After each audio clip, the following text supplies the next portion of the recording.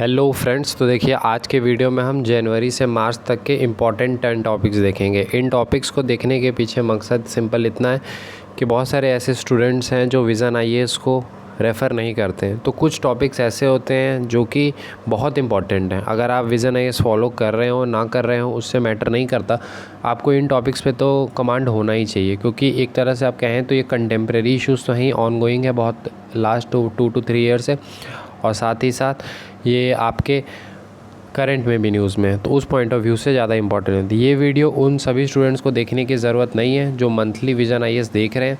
Reason है कि topics वहीं से कलेक्ट किए गए हैं, बस इसमें सबसे मोस्ट इंपॉर्टेंट बता दिया गया। वैसे तो हम आपको 10-12 ही टॉपिक देते हैं हर मंथ में, लेकिन इसमें 3 मंथ से हम लोगों ने सिर्फ 10 टॉपिक देंगे जो सबसे इंपॉर्टेंट है। ये आपको हर हाल में करना चाहिए। आज ही मैं देख रहा था एक इंस्टीट्यूट ने भी प्रोवाइड किया 20-22 टॉपिक्स प्रोवाइड कर दिए मार्च की। कोई रेलिवेंस नहीं बनता नेट न्यूट्रलिटी ये सब देने का, बट फिर भी चलिए ठीक है। देखिए थोड़ा सा मुझे कोल्ड है, तो इस कारण से हो सकता है आवाज़ में उतना वो जो आप मतलब कह सकते हैं कि जो क्वालिटी आप चाह रहे हो शायद ना आए, या फिर मैं उतना सही से बोल ना पाऊँ, तो आप थोड़ा सा कोऑपरेट करेंगे, ठीक है। और देखिए स्पेसिफ़िकली अगर आप इस चीज़ को समझते हैं कि बेसिकली इन वीडियोस को बनाने के पीछे का मकसद आप समझें। देखिए वीडियोस हम आपको पेपर 2 की हो गई गाइडेंस, या सब बहुत सारी चीज़ें कर रहे हैं, GS 365 भी कर रहे हैं। अब तो बहुत सारे सेगमेंट उसमें आप देखेंगे साइंस से स्टार्ट हो रहा है आपका नेक्स्ट वीक से। इसके अलावा हिस्ट्री भी स्टार्ट हो जाएगा। हम लोग बात करें, फिर मैथ्स के एक फैकल्टी हैं उनसे हम लोग बात करने की कोशिश करें ताकि मैथ्स में भी आपको दिया जाए। और पेपर 2 में तो जितना मैं कर सकता हूँ वो मैं कंटिन्यूसली कर रहा हूँ। तो बेसिकली ये मकसद सिंपल सा इतना है कि देखिए जो सबसे इम्पॉर्टेंट चीज़ है वैसा नहीं है कि उतना गाइडेंस का मतलब अभाव हो। हाँ, एक चीज़ ये कह सकता हूँ कि बहुत ज़्यादा टू द पॉइंट गाइडेंस का अभाव है। यानी बहुत सारे ऐसे इंस्टीट्यूट्स हैं जो आपको to the point guidance provide नहीं कर रहे हैं, ठीक है।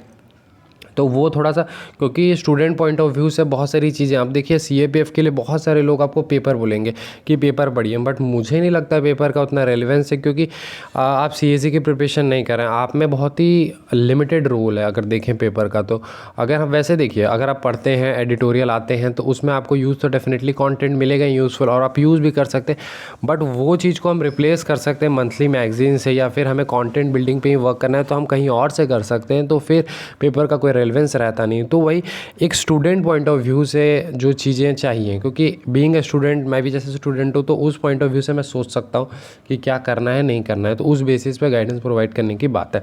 दूसरी बात, आप देखेंगे बहुत सारे इंस्टीट्यूट्स हैं वो बेसिकली कर क्या रहे हैं, ये मुझे बहुत ही ज़्यादा मतलब सही नहीं लगता।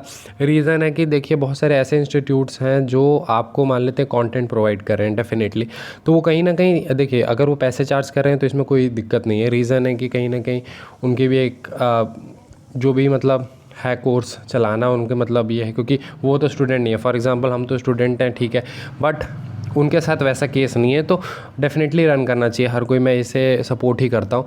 बट एक प्रॉब्लम मुझे ये लगता है ना कि कुछ इंस्टीट्यूट्स ऐसे हैं जो धीरे धीरे जिस तरह से अपने मतलब नेम बिल्ड कर रहे हैं वो चार्ज बहुत ज़्यादा कर रहे हैं। मैं मतलब एग्जैक्टली आपको नेम नहीं लेना चाहूँगा, लेकिन मतलब आपको छोटी छोटी चीज़ें दे रहे हैं उसके लिए इतने ज़्यादा चार्जेस कर रहे हैं। पेपर 2 के कोर्स दे रहे हैं इतना चार्ज कर ले रहे हैं, टेस्ट सीरीज़ में इतना चार्ज कर रहे हैं, वो कहीं ना कहीं गलत है।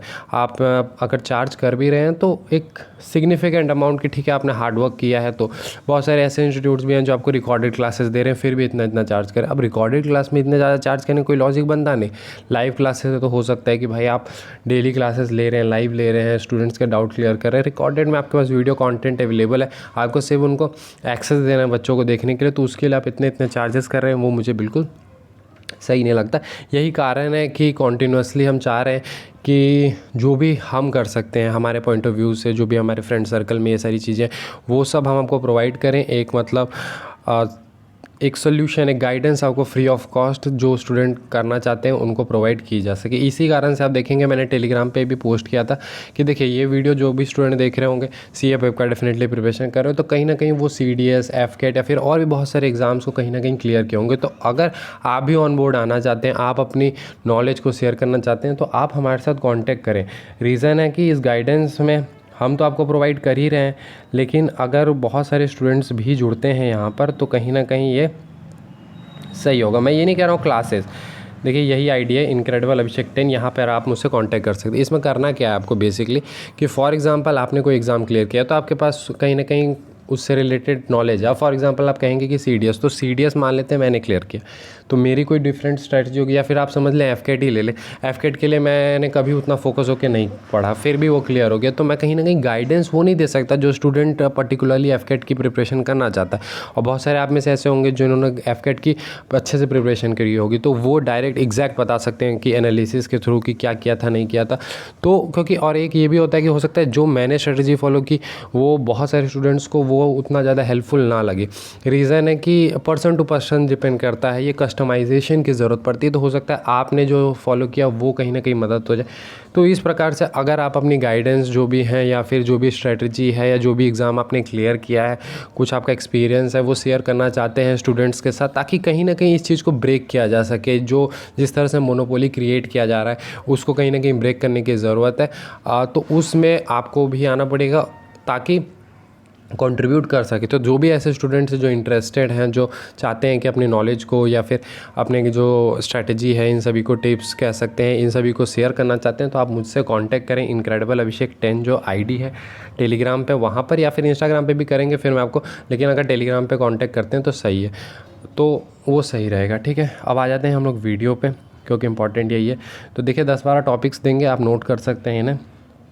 देखिए पहला टॉपिक है UCC, that is uniform civil code. ठीक है, बहुत इंपॉर्टेंट है। आ जाते हैं हम दूसरे टॉपिक की तरफ। तो दूसरा टॉपिक है 1 नेशन 1 इलेक्शन, साइमल्टेनियस इलेक्शन की मैं बात कर रहा हूँ। 1 नेशन 1 इलेक्शन, ठीक है, ये दूसरी टॉपिक हो गई। देन थर्ड जो है वो रशिया यूक्रेन वॉर। मैं शॉर्ट लिख दे रहा हूँ, आप समझ जाएंगे। रशिया यूक्रेन वॉर, इसलिए मैं बार बार प्रोनाउंस कर दे रहा हूँ 2-3 बार ताकि आपको ध्यान रहे। चौथा टॉपिक है MSME, micro small medium enterprise, MSME। इस पे 2 टॉपिक मैंने दिया है, बहुत इंपॉर्टेंट है सर, बैकबोन इसे कहा जाता है। और अगर आप देखेंगे कोविड में भी तो यही एक सेक्टर है जिसने अच्छा परफॉर्म किया है। उसके बाद अगर हम 5th टॉपिक की बात करें तो इंडियन ओशन रीजन में अगर देखें, India as a net security provider, Indian Ocean region, India as a net security provider. इसके बाद देखिए एक आर्गूमेंट का टॉपिक है, स्पेसिफिक आर्गूमेंट आने के चांसेस है, ऐसे वैसे तो नहीं आएंगे इस पर। Local reservation, local reservation in private sector. ठीक है, ध्यान से सुन लें, local reservation in private sector. ठीक है, इसके बाद अगले टॉपिक पे आए हैं 7th पे। तो 7th हमारा टॉपिक है इंडिया चाइना। इंडिया चाइना आप हर एंगल से कर लें, बॉर्डर डिस्प्यूट इंपॉर्टेंट है बट आप हर एंगल कर लेंगे, सही है। इंडिया चाइना करें। इसके बाद आपको करना है अनएम्प्लॉयमेंट। ठीक है, अनएम्प्लॉयमेंट करना है। अनएम्प्लॉयमेंट में आप अर्बन भी कर लेंगे। अब जैसे देखिए जो विजन फॉलो कर रहे होंगे उनको मैं यहीं बताना चाहता हूँ, जैसे अनएम्प्लॉयमेंट इन इंडिया है वो जनवरी में आपको ये टॉपिक दिख जाएगा, और मार्च वाले मंथ में देखेंगे तो अर्बन एम्प्लॉयमेंट भी दिया हुआ है, अनएम्प्लॉयमेंट। तो आप जब अनएम्प्लॉयमेंट का बनाएंगे तो वहाँ पे स्पेसिफिकली एक सेक्शन छोटा सा नीचे बना देंगे अर्बन एम्प्लॉयमेंट का, अनएम्प्लॉयमेंट का, और वहाँ से कुछ डाटा ले लेंगे ताकि जब अनएम्प्लॉयमेंट पाए तो आप उस चीज़ को कोट कर सकें। अर्बन अनएम्प्लॉयमेंट पाता है तो वहाँ भी कोट कर सकते हैं। इसके अलावा द मोस्ट यूनिवर्सल टॉपिक आपका ई-व्हीकल्स है, बहुत इंपॉर्टेंट है, तो ई-व्हीकल्स आप करें। इसके अलावा आप एक टॉपिक कर सकते हैं ग्लोबलाइजेशन। ठीक है, एक लास्ट टॉपिक में बहुत इंपॉर्टेंट आपको बताऊंगा। आपको पता होगा कि आपने सिलेबस भी देखा होगा, मुझे उम्मीद है कि बहुत सारे स्टूडेंट तो सिलेबस भी नहीं देखे होंगे कि पेपर 2 का कोई सिलेबस भी होता है। ऐसे का सर सिलेबस दिया हुआ है, बट फिर भी तो सिलेबस में आप देखेंगे हिस्ट्री भी है, बहुत सारे आप ईयर्स में देखेंगे 16-17 के आसपास, तो वहाँ पर हिस्ट्री से भी रिलेटेड पूछे गए हैं, खासकर पर्सनैलिटी से। तो सिर्फ एक ही पर्सनैलिटी है जो बहुत इंपॉर्टेंट है आप लोगों के लिए, वो है नेताजी सुभाष चंद्र बोस। ठीक है, तो नेताजी सुभाष चंद्र बोस जो है वो आप करेंगे। ठीक है, नेताजी सुभाष चंद्र बोस, उनके contribution in Indian national movement, तो वो बहुत इंपॉर्टेंट है। आप स्टार्टिंग कर लेंगे सारा कुछ, हरिपुरा सेशन, त्रिपुरी सेशन, ये सारा, और फिर जापान, सिंगापुर, ये सब। तो ये इतने टॉपिक्स थे जो आपको करने चाहिए मेरे अनुसार से, और बाकी जिस तरह के चल रही हैं चीज़ें वो चलती रहेंगी। नेक्स्ट वीक से होप प्रोबेबल आपका जो है वो साइंस तो कंफर्म स्टार्ट हो रहा है, हिस्ट्री का देखते हैं, और बाकी पेपर 2 का कोर्स ज़्यादा डिमांड उसी का है, मतलब कोर्स नहीं, अप्रोच क्लासेस बेसिकली, उस पर हम लोग करते हैं कुछ। ठीक है, तो मिलते हैं अगले वीडियो में। Thank you and have a nice day.